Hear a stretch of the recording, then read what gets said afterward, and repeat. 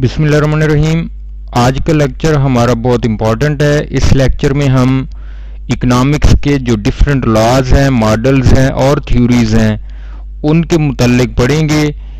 In laws, models और theories का knowledge आपकी तैयारी को बेहतर बनाने में बहुत हेल्पफुल हो सकता है। तो सबसे पहले बहुत मशहूर लॉ है लॉ ऑफ सप्लाई और लॉ ऑफ डिमांड। तो इनके मुतल्लिक हम पढ़ेंगे। अब आपको पता है लॉ ऑफ सप्लाई क्या होता है। प्राइस और क्वांटिटी सप्लाइड के दरमियान पॉजिटिव रिलेशनशिप है। ये लिखा हुआ है, आप इसको पढ़ भी सकते हैं। तो अगर प्राइस बढ़ती है तो सप्लाई ऑफ गुड्स और सर्विसेज इंक्रीज कर जाती हैं, अगर प्राइस कम होती है तो सप्लाई भी कम हो जाती है। यानी प्राइस और क्वांटिटी सप्लाइड में पॉजिटिव रिलेशनशिप है। इसको हमने टेबल और ग्राफ के साथ आपके सामने ये शो किया हुआ है। आप बड़ी आसानी से इसको याद भी रख सकते हैं और अगर क्वेश्चन कोई इसके रेलेवेंट आता है तो आप इसका जवाब देने में आपको कोई परेशानी नहीं होनी चाहिए। इसी तरह से लॉ ऑफ डिमांड भी बहुत मशहूर है, बहुत सारे लोग आप में से जानते हैं। इसमें प्राइस और क्वांटिटी डिमांडेड के दरमियान इनवर्स रिलेशनशिप है। यानी अगर other things remain same, price बढ़ेगी तो डिमांड कम हो जाएगी या प्राइस कम होगी तो डिमांड बढ़ जाएगी। तो इसका मतलब है क्वांटिटी डिमांडेड और प्राइस के दरमियान इनवर्स रिलेशनशिप है और इसका जो ग्राफ होता है वो डाउनवर्ड स्लोपिंग होता है, यानी नेगेटिवली स्लोप्ड होता है। जबकि सप्लाई की सिचुएशन में वो अपवर्ड स्लोपिंग होता है, पॉजिटिवली स्लोप्ड होता है। इसके बाद हम law of diminishing marginal returns की बात करते हैं। तो ये लॉ क्या बताता है कि अगर सक्सेसिव यूनिट्स एक वेरिएबल इनपुट के हम कंबाइन कर रहे हैं विद सम फिक्स इनपुट्स, तो there will be a point after which marginal product जो है या additional output from each additional unit of variable input वो डिक्लाइन करना शुरू कर जाती है। इसी तरह से मार्जिनल यूटिलिटी के अंदर भी ऐसे ही है कि अगर हम एक ही चीज बार बार कंज्यूम कर रहे हैं तो एक पॉइंट ऐसा आएगा जिसके बाद एडिशनल यूटिलिटी या marginal utility from consuming additional unit of A product वो कम होना शुरू हो जाएगी। इसके लिए मैंने आपके सामने एक एमसीक्यू की एग्जांपल दी हुई है। फर्ज करें सलीम के पास $75 हैं और वो 10 मैगजीन्स खरीदता है और 25 न्यूज़पेपर खरीदता है। मैगजीन की कास्ट है $5 और न्यूज़पेपर $2.5 का मिलता है। अब अगर marginal utility from the last unit of magazine वो 10 यूटिल्स है, जबकि marginal utility from the last unit of newspaper वो भी 10 यूटिल्स है। तो यूटिलिटी मैक्सिमाइजिंग रूल के मुताबिक सलीम को क्या करना चाहिए? तो 4 ऑप्शंस हैं, आपने बताना होगा कि कौन सा ऑप्शन चूज करना है। तो वो है ए ऑप्शन, उसको अपने पैसे शिफ्ट करने हैं फ्रॉम मैगजीन्स टू न्यूज़पेपर। सामने आपके मैंने हिंट भी दिया हुआ है। तो हिंट या रूल जो है यूटिलिटी मैक्सिमाइजिंग रूल वो यही होता है कि marginal utility of a product per dollar should be equal to marginal utility of an other product per dollar। तो जब तक ये दोनों बराबर नहीं हो जाते तब तक आप सब्स्टिट्यूशन करते रहते हैं। तो इस सिचुएशन में ये वाला जो हिस्सा है ये ज्यादा है और ये कम है। तो इसलिए आपको चाहिए होगा या सलीम को चाहिए होगा कि मैगजीन से पैसे निकाल के न्यूज़पेपर्स में डाले। तो जब न्यूज़पेपर में वो ज्यादा पैसे लगाएगा, उसकी ज्यादा यूनिट्स कंज्यूम करेगा, तो मार्जिनल यूटिलिटी वो कम होती जाएगी। प्राइस सेम है, ये जो फैक्टर है ये कम होना शुरू हो जाएगा, ये फैक्टर, ये जो दोनों का कॉम्बिनेशन है ये बढ़ना शुरू हो जाएगा। तो एक पॉइंट आएगा जहां पे ये दोनों बराबर हो जाएंगे और utility will be maximised. Keynesian economics theory आपने सुनी होगी, ये बड़ी मशहूर है। तो ये ब्रिटिश इकोनॉमिस्ट जॉन मेनार्ड कनीज के नाम से है और उसने इसके ऊपर ज़्यादातर काम किया था। तो ये थ्योरी क्या कहती है कि जो इकोनॉमीज हैं वो स्टेबलाइज हो जाती हैं या इक्विलिब्रियम में आ जाती हैं even if there is no full employment. अगर फुल एम्प्लॉयमेंट नहीं भी है फिर भी इकोनॉमी स्टेबलाइज हो सकती हैं। वो कैसे? जब गवर्नमेंट रेमेडी करे अंडर एम्प्लॉयमेंट को बाय इंक्रीजिंग पब्लिक स्पेंडिंग, कि गवर्नमेंट अगर पब्लिक स्पेंडिंग बढ़ा दे या टैक्सेशन रिड्यूस कर दे तो इससे क्या होगा, लेवल ऑफ एग्रीगेट डिमांड बढ़ेगा और इकोनॉमी जो है वो इक्विलिब्रियम में आ जाएगी। प्रॉस्पेक्ट थ्योरी ये कंज्यूमर्स के रिलेटेड है और ये क्या बताती है, ये कंज्यूमर के डिसीजन मेकिंग प्रोसेस को मॉडल करती है। तो इसमें क्या हम देखते हैं कि जो कंज्यूमर्स हैं वो अपने चॉइसेस को अकाउंट करते हैं और उनके जो चॉइसेस हैं they are affected by whether there is a possible outcome और a negative outcome in coming days, कि आने वाले दिनों में कोई ऐसी सिचुएशन क्रिएट होने वाली है जिसकी वजह से वो नुकसान में या प्रॉफिट में जा सकते हैं, तो फिर वो उसी तरह से बिहेव करते हैं कि उनके ऊपर कम से कम नुकसान या उस जो चेंज है या जो प्रॉस्पेक्ट है उसका इम्पैक्ट जो है वो कम से कम हो। लेबर थ्योरी ऑफ वैल्यू का जो आइडिया है वो डेविड रिकार्डो ने दिया था जब उसने कंपैरेटिव एडवांटेज का प्रिंसिपल दिया था, और इसके इसको हम डिफाइन कर सकते हैं कि ये थ्योरी ये कहती है कि किसी भी चीज की कमोडिटी जो है वो डिपेंड करती है exclusively on the amount of labour used in the production of that product. तो जितनी ज्यादा लेबर यूज होगी उसकी प्राइस लेबर की इनपुट के ऊपर डिपेंड करेगी। ये जो थ्योरी है ये बाद में रिजेक्ट हो गई थी और इसको रिप्लेस किया था अपॉर्चुनिटी कॉस्ट थ्योरी ने, जिसको हेबरलर ने पेश किया था। इसी तरह से थ्योरी ऑफ सेकंड बेस्ट, इसका आइडिया वाइनर ने सबसे पहले दिया, इसको फिर डेवलप किया मीडे ने 1955 में और बाद में लिप्से और लैंकास्टर ने 1956 में इसको फुली जनरलाइज कर दिया था।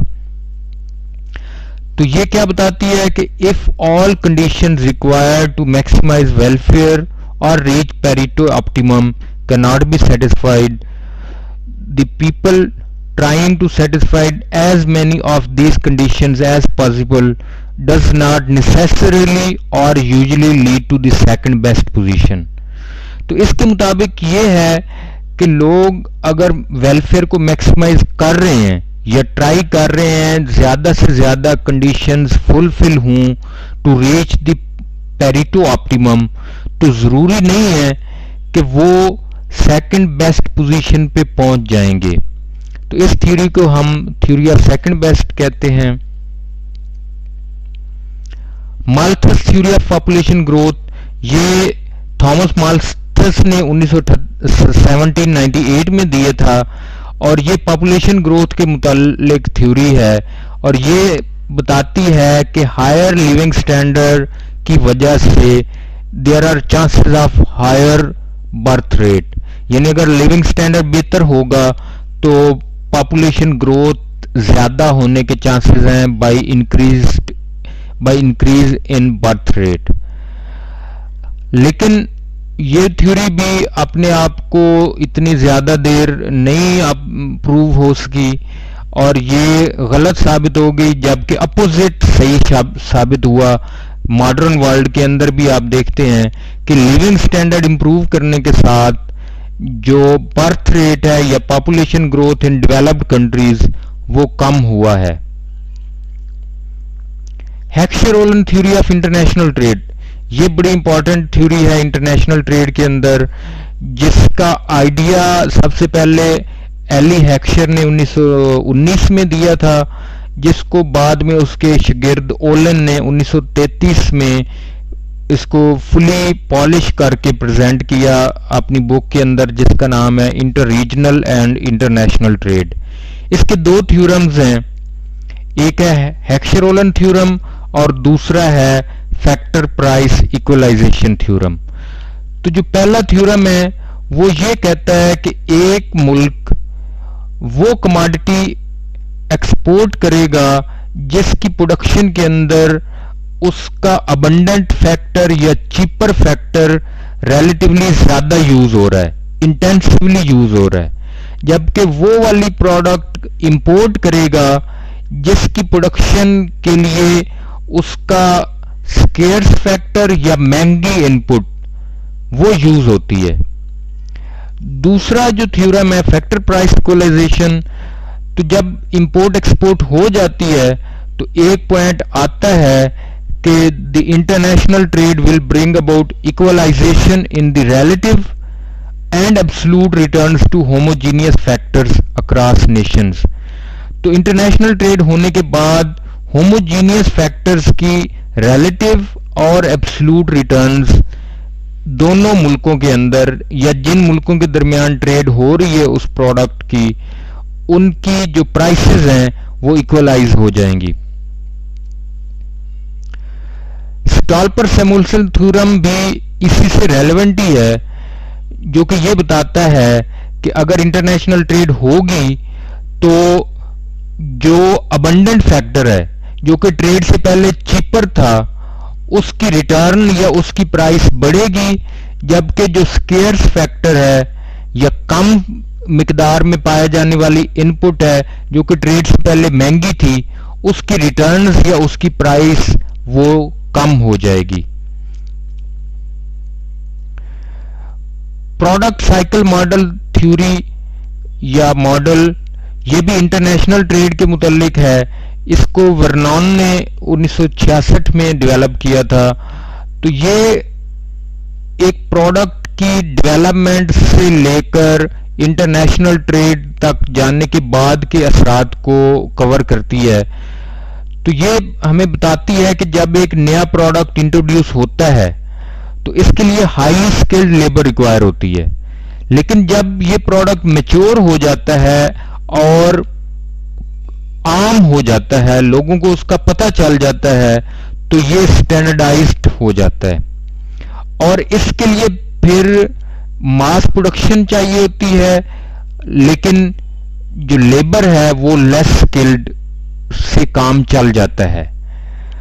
तो जो कंपैरेटिव एडवांटेज है इस स्टेज के बाद वो शिफ्ट हो जाता है जहां पे ये प्रोडक्ट ओरिजिनली बना था to some other less advanced nation जहां पे लेबर चीप होती है। Loanable funds theory of interest rate, ये थ्योरी इंटरेस्ट रेट की कैलकुलेशन या एस्टिमेशन के लिए अप्लाई होती है, यूज होती है। जैसे प्योर कंपटीशन के अंदर सप्लाई और डिमांड की बेसिस पे किसी चीज की प्राइस डिटरमिन होती है, बिल्कुल इसी तरह से जो interest rate on a particular loan वो डिपेंड करेगा on the supply and demand of loanable funds for lending in the loanable fund market. तो सप्लाई और demand of any type of loan, उससे उस लोन के इंटरेस्ट रेट की determination होती है। Marginal productivity theory of income distribution, ये income distribution को शो करती है और ये हमें बताती है कि distribution of income will be equitable अगर हर यूनिट ऑफ ईच इनपुट, हर इनपुट का हर यूनिट उतने रिटर्न या उतने पैसे लेता है जितने का उसने माल बनाया है, जितने की उसने आउटपुट प्रोड्यूस की है। तो इससे जो इनकम डिस्ट्रीब्यूशन है उसमें इक्वलाइजेशन आने के बहुत ज्यादा चांसेस हैं। गेम थ्योरी ये ओलिगोपोली प्राइसिंग टेक्निक है, पॉलिसीज ओलिगोपोली के अंदर जो प्राइसिंग पॉलिसी है उसको शेप करती है। तो ये स्टडी करती है कि how people behave in strategic situations in which individuals must take into account not only their own possible actions but also the possible reactions of other। तो इसमें ओलिगोपोली प्राइसिंग में ये थ्योरी हमें बताती है कि अगर एक फर्म ने कोई एक्शन लेना है तो उस अपने एक्शन को लेने के साथ साथ वो possible reactions of the rival firms, जो उनके मुकाबले में पाए जाने वाली फर्म्स हैं, उनके रिएक्शन को भी मद्देनजर रखना पड़ता है उसको। किंग डिमांड थ्योरी, ये भी ओलिगोपोली के 3 डिफरेंट मॉडल्स हैं, उनमें ये किंग डिमांड थ्योरी है जो कि नॉन क्लूसिव ओलिगोपोलिस्ट को फेस करनी पड़ती है, यानी जिनमें वो आपस में क्लूजन नहीं कर सकते। तो नॉन क्लूसिव ओलिगोपोलिस्ट वो इस तरह का डिमांड कर्व फेस करते हैं, और इसमें क्या होता है, जो प्राइस है वो रिलेटिवली रिजिड है, इनफ्लेक्सिबल है, because A firm contemplating A price change assumes, यानी प्राइसेस क्यों रिजिड है, क्योंकि कोई भी फर्म जो प्राइस में चेंजेस लाने का सोच रही होती है वो ये भी अज्यूम करती है कि जो उसका राइवल है वो भी प्राइस कम कर देगा। हमारे प्राइस बढ़ाने से वो जो हमारे राइवल्स हैं वो प्राइस कम कर सकते हैं और हमारा प्राइस बढ़ाना उनको अफेक्ट नहीं करेगा। हाँ, लेकिन इस थ्योरी में हमें यह नहीं पता कि एक्चुअल प्राइस ऑफ प्रोडक्ट वो कैसे एस्टेब्लिश होती है।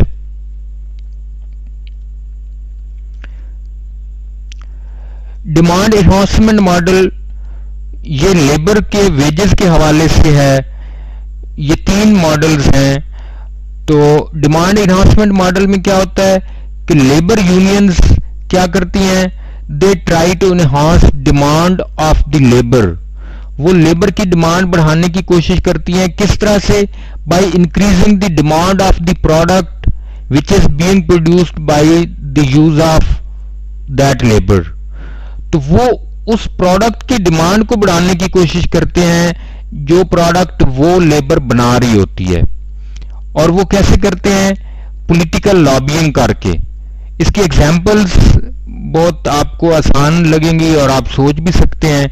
मसलन जो कंस्ट्रक्शन यूनियंस हैं वो हाईवे के लिए लॉबी कर सकती हैं कि नई हाईवेज बनाई जाएं, मास ट्रांजिट सिस्टम लाया जाए, नए स्टेडियम बनाने चाहिए। इसी तरह से टीचर यूनियंस वो कह सकते हैं कि बजट के अंदर एजुकेशन का बजट बढ़ाना चाहिए। तो इससे क्या है, वो अपनी डिमांड बढ़ा रहे होते हैं। एक्सक्लूसिव और क्राफ्ट यूनियन मॉडल, ये स्किल्ड वर्कर्स का एक यूनियन, लेबर यूनियन मॉडल है जिसमें स्किल्ड वर्कर्स की यूनियंस वो अपने वेजेस को बढ़ाने के लिए सप्लाई ऑफ लेबर रिस्ट्रिक्ट कर देते हैं और उसके लिए वो मुख्तलिफ रूल्स एंड रेगुलेशन लेके आने की कोशिश करते हैं। मसलन they can restrict permanent immigration और they can oppose permanent immigration, reducing child labour या कंपल्सरी रिटायरमेंट को इनकरेज करना या शॉर्टर वर्क वीक, 7 दिन की बजाय 5 दिन काम करना। तो इससे क्या होगा, लेबर सप्लाई कम होगी, वेजेस बढ़ने के चांसेस ज्यादा हो सकते हैं। तीसरा मॉडल है इंक्लूसिव और इंडस्ट्रियल यूनियन मॉडल।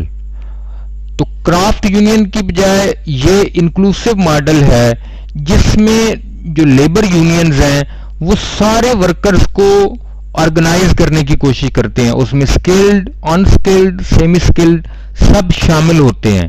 और इसका मकसद क्या होता है, to threaten the firm of strike, कि जब सारे वर्कर्स ऑर्गेनाइज होंगे तो ये स्ट्राइक करने का उनको थ्रेट कर सकते हैं। और इससे क्या होगा, फर्म को कोई सब्स्टिट्यूट वर्कर ही नहीं मिलेगा। क्राफ्ट यूनियन में तो ये होता है कि अगर स्किल्ड वर्कर नहीं मिल रहा तो सेमी स्किल्ड से काम चला लेंगे, लेकिन इस मॉडल के अंदर substitution of workers semi skilled with skilled वो नहीं हो सकती। ठीक है, तो इससे फिर क्या होगा, जो फर्म को हर किस्म की लेबर सप्लाई से हाथ धोने पड़ जाएंगे, तो then they are force to increase wages. Featherbedding क्या है, ये एक इकोनॉमिक इफेक्ट है लेबर यूनियन का। लेबर यूनियंस मुख्तलिफ जो टैक्टिक्स यूज करते हैं उसकी वजह से फीडर बेडिंग हो सकती है। और ये क्या है, it is practice of unions to reduce output and efficiency.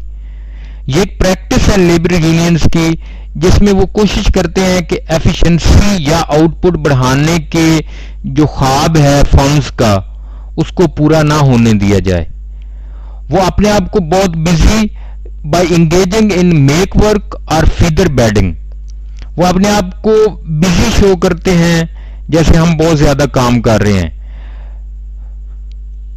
और वो रिजिस्ट करते हैं the introduction of output enhancing machinery and equipment.